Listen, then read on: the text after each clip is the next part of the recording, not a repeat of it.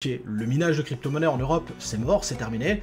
Il fallait en profiter à l'époque quand c'était bien rentable, et ça s'arrête là. Sauf que, et vous en doutez, c'est pour ça que je fais la vidéo, il y a une petite révolution qui est en train de se mettre en place au niveau du minage de crypto-monnaies, mais on remarque effectivement que pour les personnes qui se sont lancées dans l'aventure avec ce type de miner, et notamment avec un tarif électrique intéressant, eh bien, il y avait la possibilité quand même de dégager pas mal de revenus dessus. J'ai eu pas mal de retours de membres de la communauté qui ont été également exposés sur Kaspa, qui m'ont expliqué qu'en un peu plus de 6 mois, ils avaient remboursé 1,5 fois à 2,5 fois leur investissement de départ. Depuis plusieurs années, le minage de crypto-monnaies semble totalement mort, notamment en Europe, et celui-ci deviendrait même réservé à une certaine élite ayant les capacités de déployer des fermes de minage à l'autre bout de la planète pour profiter des nombreux avantages que l'on y retrouve, et notamment un tarif électrique totalement imbattable. Mais de ce côté-là, les choses semblent être en train de changer, avec notamment l'arrivée de nouvelles machines de minage qui consomment très peu et qui offrent un ratio prix par performance fournie équivalente, voire même meilleure dans certains cas, que les plus grosses machines de minage actuelles. Va-t-on donc assister au nouveau souffle du mining de crypto-monnaies? Eh bien, c'est ce que je vous propose de découvrir dans cette vidéo. Alors, c'est parti!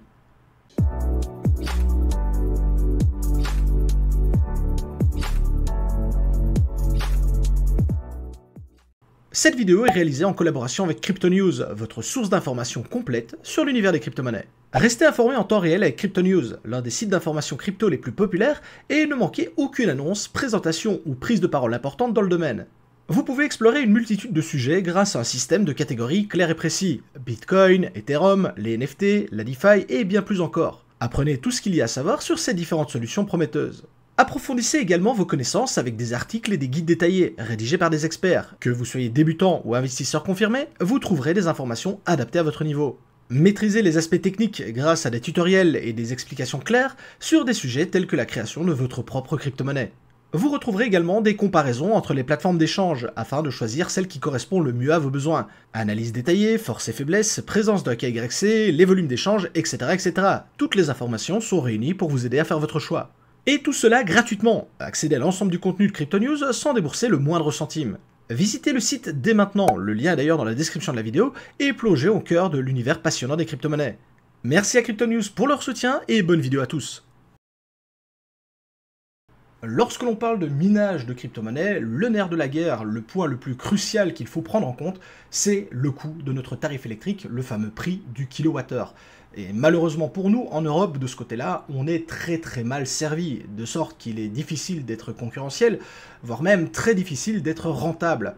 Et il faut dire que depuis la fin du minage sur Ethereum, lorsque celui-ci est passé du Proof of Work vers le Proof of Stake, eh bien le minage GPU n'a plus jamais été rentable. Et ok, bon, les quelques fois où il était rentable, on parlait de quelques centimes de dollars générés par carte.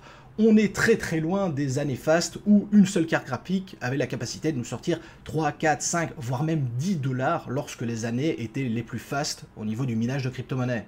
Ici, je vous prends un rapide exemple avec le tarif électrique qui est aux alentours des 10 centimes de dollars le kilowattheure, ce qui, pour le coup, relève du rêve en Europe. Eh bien, on constate que même avec un tarif électrique aussi intéressant et aussi avantageux, eh bien, la rentabilité au niveau du minage, elle est clairement pas folle. Parce que ici, on se retrouve notamment avec la carte, la Nvidia CMP 170HX, donc qui est une carte graphique dédiée aux professionnels qui coûte généralement 3, 4, voire 5 000 euros par carte. Et on se retrouve avec en maximum profit sur un résultat de 23 centimes sur la carte qui est générée. Si on part sur le modèle grand public, à savoir la Nvidia RTX 4090, eh bien on n'est déjà plus qu'à 12 centimes de dollars générés par jour, ce qui est ridicule quand on connaît le prix de ce type de matos et de tout ce qu'il faut mettre autour pour pouvoir miner.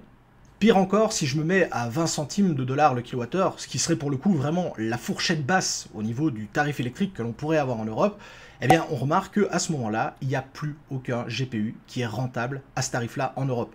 On se retrouve à moins 5 centimes dans le meilleur des cas pour une AMD RX 6400, et ensuite on remarque que l'on descend très vite à 10 centimes par jour, 10 centimes, 11 centimes, etc. Donc au tarif même le plus bas que l'on peut espérer avoir en Europe, on n'est pas rentable, et pour la petite histoire, je me suis mis quand même à 30 centimes pour se donner une idée. Bon, on se doute que si à 20 centimes on n'était pas rentable, on ne le sera pas à 30, mais on remarque effectivement que la rentabilité n'est absolument pas au rendez-vous. Là, normalement, je vous apprends rien, ça fait déjà plusieurs mois, voire même plusieurs années que c'est le cas. Et pour le coup, je vous avais dit que j'allais ressortir les tableurs comparatifs, et là, vraiment, je l'ai fait pour le fun et pour l'amusement, pour un peu me donner des idées. Donc, j'ai pris les deux cartes graphiques les plus grands publics que l'on peut trouver à l'heure actuelle, à savoir l'ultra haut de gamme, avec la RTX 4090, et le modèle le plus répandu et offrant généralement le meilleur ratio prix par performance avec la RTX 4070. Et pour la première partie du calcul, eh bien, je suis parti sur la consommation la plus faible que l'on peut retrouver pour ce type de carte graphique, à savoir 154 watts sur la RTX 4090 sur du Dynex et 73 watts pour du Vercoin sur la RTX 4070. Alors je sais, hein, là pour le coup c'est clairement pas la folie puisque j'ai volontairement pris les consommations les plus faibles que l'on peut retrouver et ça nous donnerait donc en estimation de kilowattheures par mois, pour se donner un comparatif, on serait aux alentours des 110 kWh par mois pour la RTX 4090 et 52 kWh par mois pour la RTX 4070. Alors très rapidement, hein, avec un tarif électrique à 0,2 euros le kilowattheure, bah, ça nous fait 22 euros par mois dans le meilleur des cas et 10 euros par mois dans l'autre. Et si on est non pas sur 2 centimes, donc 20 centimes pardon, de kilowattheure, si on est sur 0,3, on est à 33 euros par mois et 17 euros par mois. Ce qui à première vue peut sembler relativement accessible, hein, se dire que ça va nous coûter seulement 15 euros ou 30 euros de supplément par mois, bah, c'est pas grand chose. Sauf que là pour le cas, c'est uniquement une seule carte et sans prendre en compte tout ce qu'il y a autour. Vous le savez, un rig de minage, on est souvent sur du 6, 8, voire 12 GPU. Pour mon exemple, je suis resté sur 6 GPU parce que c'est déjà catastrophique, mais on remarque que si on est sur 6 GPU, bah, on est plutôt à 200 euros par mois, voire à 95 dans le cas de la RTX 4070. Et avec ce genre de supplément, eh bien, je peux comprendre que ça puisse être compliqué d'assumer la charge au niveau de la facture électrique, parce que bah oui, ça représente vraiment un gros supplément quand on sait que bah, y a des gens qui consomment une centaine d'euros de kilowattheure chaque mois pour leur consommation classique. Donc si on vient leur doubler cette consommation avec du minage qui en plus n'est pas rentable, bah c'est clairement pas la folie. Et encore ici, je me suis mis, comme je vous le disais, dans la phase la plus optimale, c'est-à-dire la consommation la plus faible au niveau des watts. Sauf qu'en réalité, notre 4090 et 4070, en réalité, elles sont beaucoup plus souvent proches des 250 watts et des 150 watts. Et là, même encore une fois, je tape volontairement plutôt bas plutôt que vers le haut. Ce qui fait qu'au total, hein, si on compare toutes choses égales, bien entendu, eh bien, notre rig de 6 GPU, on sera plutôt à 324 euros et pratiquement 200 euros de supplément par mois. Et encore une fois, ici, on comprend bien que ce type de minage en Europe n'est absolument pas possible pour un simple particulier, du moins tant qu'on a des rentabilités qui sont de seulement quelques centimes générés par jour, et donc bah, également quelques euros générés par mois. Et je le précise bien entendu ici, je ne prends que, ici dans mon calcul, la consommation des cartes seules. À cela, il faut bien entendu ajouter la consommation de la carte mère, du processeur, etc. etc. Pour les calculs, je pars du principe que c'est négligeable, hein, parce qu'on est déjà tellement élevé que ça ne va pas changer grand-chose si on a 10 ou 15 euros de plus. Mais vraiment ici, c'était pour le petit exemple et le petit aspect justement intellectuel de refaire ce type de calcul tous ensemble. Et pour ceux qui se poseraient la question en termes de minage CPU, parce que c'est vrai que celui-ci est également mis très souvent en avant, eh bien c'est un peu la même problématique. C'est-à-dire qu'à 10 centimes de dollars le kilowattheure, on a effectivement de la rentabilité, hein, ici avec dans le meilleur des cas 70 centimes, hein, 60 centimes ici, sur les plus gros modèles de processeurs que l'on peut retrouver justement dans ce format de minage. Alors ça s'explique principalement du fait que bah, la concurrence au niveau du minage CPU est quand même un peu plus faible que sur le minage GPU, et le très gros avantage c'est que les processeurs également consomment moins d'énergie que les GPU. Mais malgré tout, hein, ici je suis sur le tarif des 10 centimes le kilowattheure, ce qui encore une fois relève du rêve hein, en Europe. Si on passe sur les 20 centimes, on conserve encore un peu de rentabilité, mais on est pratiquement à zéro. Et dans le pire des cas, lorsqu'on est à 30 centimes d'euros le kilowattheure, eh bien on remarque de nouveau que l'intégralité de nos processeurs sont en négatif. Et encore une fois, ici pour le calcul, c'est uniquement la consommation processeur qui est prise en compte pour les calculs. À cela, il faut effectivement encore ajouter la carte mère, la RAM, etc. etc. Vous avez compris. Mais vous en doutez, hein, si la rentabilité est déjà pas élevée, voire en négatif, bah, ça va être que pire en ajoutant de la consommation supplémentaire.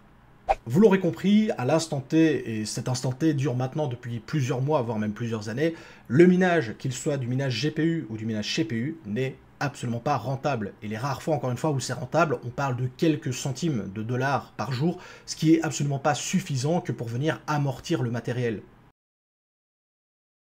Une solution qui est alors très souvent mise en avant, c'est le fait de faire du spec mining. Alors si vous ne savez pas ce que c'est le spec mining, eh bien le spec mining, c'est le fait de miner très très early des projets de crypto-monnaies, généralement des projets qui viennent simplement d'être lancés, et que donc on ne retrouve pas sur les exchanges, que l'on ne retrouve pas facilement, et qui ne sont donc à disposition que de quelques mineurs, de profiter du fait qu'il y ait très peu de mineurs justement sur le réseau pour en miner pas mal, puisqu'encore une fois il n'y aura pas beaucoup de concurrence et donc vous allez pouvoir empocher beaucoup de coins, beaucoup de tokens, et par la suite eh bien, profiter éventuellement de la hausse du cours de la crypto-monnaie pour revendre et ainsi faire de gros bénéfices, parce que oui effectivement avec le spec mining il y a moyen de faire de gros bénéfices. Le problème de ce type de minage, c'est qu'il est valable à partir du moment où vous avez déjà amorti le matériel. En effet, je vois pas quelqu'un qui va se lancer dans le mining, et notamment dans le spec mining dès le départ, en se disant j'achète une machine qui va me coûter 1000, 2000, 3000 euros sans jamais savoir si je vais avoir de la rentabilité, et où la rentabilité de celle-ci va totalement dépendre du fait que la crypto-monnaie au final va exploser, va être listée, va se développer, etc. etc. Le spec mining, ça fonctionne extrêmement bien quand votre matos est déjà amorti et que vous avez accessoirement déjà le matériel. Par contre, commencer de zéro en se disant « Tiens, je vais me lancer dans le spec mining en essayant de faire quelque chose », ça reste quand même un pari qui est relativement risqué, tout du moins à l'heure actuelle. Donc concrètement, le spec mining, ça peut être effectivement très intéressant. Si on prend des cas comme Kaspa ou Alephium, si vous les avez tous les deux spec minés, eh bien vous avez réussi notamment à faire un très gros coup là-dessus. Et tant mieux. Mais si au contraire, vous avez également fait du spec mining sur des projets qui n'ont pas fonctionné, je pense par exemple à Carlson, eh bien là je vous laisse constater l'évolution du cours sur le graphique, c'est totalement un coup dans l'eau. Et donc le spec mining, ça s'adresse vraiment à un type d'investisseur, à un type de mineur bien particulier, et que l'on ne pourra pas malheureusement mettre entre toutes les mains. Et donc, arrivé jusqu'ici, on pourrait se dire, ok, le minage de crypto-monnaie en Europe, c'est mort, c'est terminé, il fallait en profiter à l'époque quand c'était bien rentable, et ça s'arrête là. Sauf que, et vous en doutez, c'est pour ça que je fais la vidéo, il y a une petite révolution qui est en train de se mettre en place au niveau du minage de crypto-monnaie, et plus particulièrement au niveau des ASIC, et notamment les ASIC à très faible consommation électrique. Car, comme je vous le disais en début de vidéo, le nerf de la guerre, ça reste toujours le coût électrique, le coût de votre kilowattheure. Mais si par contre votre machine consomme très peu d'énergie, eh bien ça vient contrebalancer le fait que l'on puisse avoir effectivement un coût électrique plus élevé. Alors dit comme ça, je sais que ça peut paraître étrange, parce que du côté des ASIC, sachant que ceux-ci sont généralement installés dans des fermes de minage où on a une optimisation de la chaleur, du bruit, etc., etc., et surtout un tarif électrique extrêmement avantageux, eh bien les créateurs d'ASIC, ils s'embêtent pas trop avec la consommation, ils vous font une machine hyper puissante qui consomme énormément, et le deal s'arrête là. Mais depuis quelques années, on remarque une autre stratégie qui se met en place, avec notamment l'arrivée d'ASIC qui consomment très peu, tout en offrant des performances intéressantes. Alors d'accord, on est très loin des ASIC qui consomment des tonnes et qui ont une grosse puissance, mais ce qui est intéressant ici, c'est le ratio prix d'achat de la machine par rapport à la puissance fournie. Et généralement, ce ratio, il est très bon. Si on prend le dernier modèle de chez Ice River, l'Alf AL0, que je vous ai présenté dans cette vidéo, eh bien le ratio qu'il fournit en termes de prix par terahash est plus ou moins identique à celui des plus grosses machines de chez Bitmain. Ce qui veut dire que comme ce ratio est identique en termes de prix par terahash, eh bien les deux machines vont fonctionner de concert. Alors effectivement, elle sera nettement moins puissante en termes de performance brute, puisque la machine de chez Bitmain va consommer également beaucoup plus d'énergie, mais comme le ratio est le même, eh bien ça veut dire qu'au niveau des gains et des pertes potentielles, eh bien ça va évoluer de façon proportionnelle, et donc les machines peuvent être mises directement en concurrence. D'ailleurs, à cette occasion, je me suis amusé à refaire exactement la même comparaison que pour le minage GPU et le minage CPU, avec encore une fois les trois tarifs électriques, à savoir 10 centimes, 20 centimes et 30 centimes de dollars. Et dans le cas de notre minage ASIC, eh bien, on remarque qu'à l'heure actuelle, celui-ci est rentable, voire même très rentable. Alors pour la comparaison, on va volontairement retirer de l'équation les ASIC qui ne sont pas encore disponibles à la vente, qui ne sont pas encore sur le réseau. Donc effectivement, on va retirer ces tarifs fantaisistes à 400 $ par jour, 376 $ par jour. Mais si l'on reste même sur des modèles qui sont déjà disponibles depuis plusieurs mois avec tout autant des tarifs intéressants, eh bien on remarque qu'on est aux alentours d'une dizaine de dollars ici par exemple pour l'Ice River KS5L. Si on descend un petit peu, qu'on va sur le KS3 qui est un ancien modèle qui est déjà sorti en septembre 2023, on est toujours sur du 4 $ par jour, électricité déduite, encore une fois avec un tarif électrique aux alentours des 10 centimes de dollars. Et donc ici déjà, rien que sur cette base-là, on remarque que peu importe la machine que l'on choisit dans ces modèles-ci, eh bien on a quand même une rentabilité qui est beaucoup plus élevée que ce qu'on peut retrouver sur le minage CPU et le minage GPU. Alors bien entendu, en Europe, à 10 centimes de dollars le kilowattheure, il n'y aura pas grand monde. Donc si on se met de nouveau sur les 20 centimes de dollars et qu'on retire involontairement, encore une fois, les ASIC qui ne sont pas encore disponibles à l'achat, on a certes beaucoup moins de machines, hein, parce qu'effectivement on passe beaucoup plus vite dans le négatif au niveau des récompenses, mais on a toujours du matos qui reste intéressant et du matos qui est déjà disponible et qui donc peut dès à présent déjà être amorti. Avec ici par exemple, toujours pour le KS5M, 6 dollars générés par jour. Pour le KS5L, on est plutôt sur un peu moins de 2 dollars par jour. Et si l'on termine même cette petite comparaison avec le prix de notre kilowattheure aux alentours des 30 centimes d'euros, de dollars par jour, eh bien effectivement ça vient encore réduire un petit peu la quantité de machines disponibles, mais on remarque effectivement qu'il y a toujours moyen de rentabiliser cela, avec effectivement dans ce cas-ci des temps d'amortissement qui seront beaucoup plus longs. D'ailleurs, pour aller un peu plus dans le détail, hein, sur quelque chose par exemple qui m'intéresse, c'est à l'heure actuelle le modèle de chez Goldshell, l'AL-Box standard, hein, pas la nouvelle version. Eh bien, on remarque que c'est une machine qui, à l'heure actuelle, nous sort en daily, donc par jour, plus ou moins 7 dollars. On va partir sur 7 dollars, 7 euros. En monthly, on serait plutôt sur 220 dollars.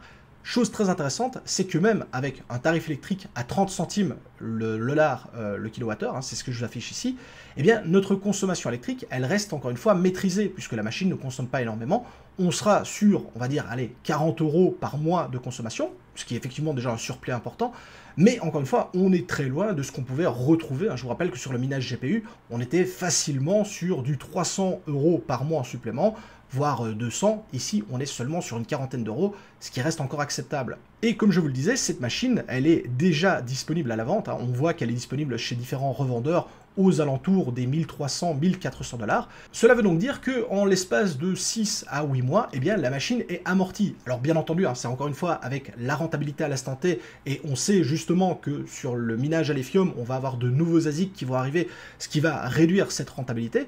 Mais on remarque effectivement que pour les personnes qui se sont lancées dans l'aventure avec ce type de miner, et notamment avec un tarif électrique intéressant, eh bien, il y avait la possibilité quand même de dégager pas mal de revenus dessus, parce que, encore une fois, on est fortement aidé par la consommation électrique ici, qui reste relativement raisonnable par rapport aux autres formes de minage, et notamment au niveau des mineurs ASIC, puisque ici on est seulement sur quelques watts, 180 watts, là où la plupart des mineurs ASIC sont, comme je vous le disais, entre 3500 et 4000 watts. Et la question que je suis en train de me poser, c'est est-ce que, d'une certaine façon, l'avenir du minage, en tout cas le minage actuel, eh bien, c'est pas justement de se tourner vers ce type de machine. Et là, je parle vraiment de façon générale, je ne vise pas une machine en particulier, mais plutôt les ASIC de minage qui offrent des performances sympas, tout en ayant une consommation électrique très faible. Ce qui fait que, de ce côté-là, on n'aura pas de problème au niveau de notre facture électrique, pas de mauvaise surprise, parce que justement, la machine consomme très peu. Également avec un tarif électrique plutôt intéressant, avec des machines qui coûtent entre 200 et 1500 euros. Encore une fois, on est très loin du prix qu'on peut avoir mis, par exemple, pour un rig du minage ou du minage CPU. Et surtout, un énorme avantage pour moi, c'est le fait qu'il n'y a pas de souci de compatibilité avec le matériel. La machine, elle arrive, elle est plug and mine, on la branche, on la configure, c'est parti. On ne s'embête pas avec des overclocks, des problèmes de compatibilité, des soucis au niveau des processeurs, etc., etc. Ça se fait quand même relativement facilement. Mais vous en doutez, dans le minage, il n'y a pas que des côtés positifs, sinon on aurait tous ce type de machine. Pour moi, je vois vraiment deux gros inconvénients à ce type d'installation. La première, c'est le fait de ne pas amortir la machine, ça c'est propre à tout le type de minage, mais effectivement, quand on met 500, 1000, 1500 euros dans une machine et qu'on ne parvient pas à la rentabiliser au bout d'un an et demi, eh bien pour le coup, c'est clairement un coup dans l'eau, et mieux vaut garder ses sous à ce moment-là plutôt que de se lancer dans une aventure où on va devoir gérer tout ça. Et accessoirement, la plus grosse problématique à mes yeux, c'est le fait que cette machine est absolument non polyvalente, puisqu'encore une fois, un ASIC, il est conçu pour un algorithme de minage, et typiquement, lorsque vous avez un ASIC Casspa, vous allez miner uniquement du Casspa. Si vous avez le mineur à l'Efium, vous allez miner que de l'Alf, et donc effectivement, si à un moment donné, la crypto-monnaie en question se casse la figure, vient disparaître, subit un hack, que sais-je, ça peut être très problématique. Et l'exemple le plus parlant que j'ai, c'est les ASIC Kadena, puisque Kadena était un projet de crypto-monnaie qui était miné uniquement à l'ASIC, et le projet aujourd'hui n'est plus que l'ombre de lui-même, et donc si vous aviez investi dans ce type de mineur à l'époque, eh bien pour le coup c'est réellement un coup dans l'eau, parce que ce type de machine par la suite est totalement invendable. Qui voudrait justement acheter ce type de machine, sachant que ce n'est absolument pas rentable, et que la crypto-monnaie ne parvient pas à se relever. Alors me concernant, je dois dire que j'ai un avis plutôt mitigé sur la question.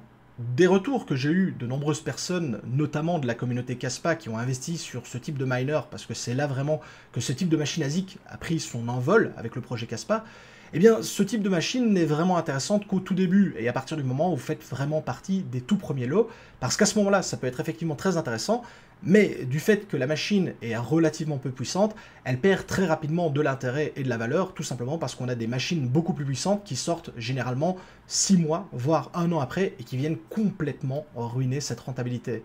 Mais d'un autre côté, ça reste également toujours très intéressant, parce que là encore pour le coup, j'ai eu pas mal de retours de membres de la communauté qui ont été également exposés sur Kaspa, qui m'ont expliqué qu'en un peu plus de 6 mois, ils avaient remboursé 1,5 fois à 2 fois et demi leur investissement de départ, ce qui en fait un investissement extrêmement rentable, et pour le coup, bien plus intéressant que d'avoir simplement acheté du Kaspa à l'époque et de l'avoir holdé bêtement. De mon côté, ça va être pour moi une grande première, puisque si vous ne l'avez pas vu, notamment dans la vidéo, et je vous remets encore une fois le lien vers celle-ci, concernant l'Ice River Alpha AL0, je vais tenter justement cette aventure, cette expérience du minage ASIC, avec justement ces petits ASIC peu chers, mais également avec une très faible consommation électrique. Je vous ferai bien entendu, encore une fois, le rapport régulièrement pour vous dire justement si c'était quelque chose d'intéressant ou non. À première vue, à l'heure actuelle, ça reste toujours rentable, malgré qu'on ait de plus en plus d'ASIC qui soient connectés et que les nôtres ne soient pas encore disponibles. Mais vous le savez, j'ai toujours été plutôt fan du minage GPU, justement pour cette polyvalence et le fait de pouvoir très rapidement aller d'un point à l'autre. Mais force est de constater que de nos jours, ça devient très compliqué de conseiller le minage GPU ou le minage CPU à quelqu'un, sachant que pour le coup, la rentabilité n'est absolument pas au rendez-vous. Et donc la question que je me pose, c'est est-ce qu'il vaut mieux tenter sa chance avec un ASIC de minage qui, ok, a des chances de ne pas être rentable, mais qui à première vue offre de la rentabilité, ou plutôt partir sur du minage CPU et du minage GPU, qui lui, de toute façon, n'est absolument pas rentable, encore une fois, à l'heure actuelle, et où donc il faudra faire, pour le coup, du spec mining avec l'espoir qu'à un moment donné, ça explose. Je vous avoue que pour le coup, c'est vraiment une question ouverte, je n'ai pas de réponse. D'ailleurs, n'hésitez pas à me donner votre avis en commentaire, ça m'intéresse. Je suis surtout également très intéressé des retours de personnes qui auraient eu justement des mineurs Kaspa ou par exemple les premiers mineurs à lithium pour nous donner un peu leur ressenti, si ça s'est bien passé, si vous avez justement réussi à rembourser votre investissement ou au contraire si ça a été un flop pour vous, etc. etc. Donc tous ces types de retours sont extrêmement importants pour moi puisque comme je vous le dis, je vais me lancer dans l'aventure. En attendant, je vous souhaite à tous d'excellents investissements dans le monde du minage des crypto-monnaies. C'était MonsierTK. Ciao les crypto-fans.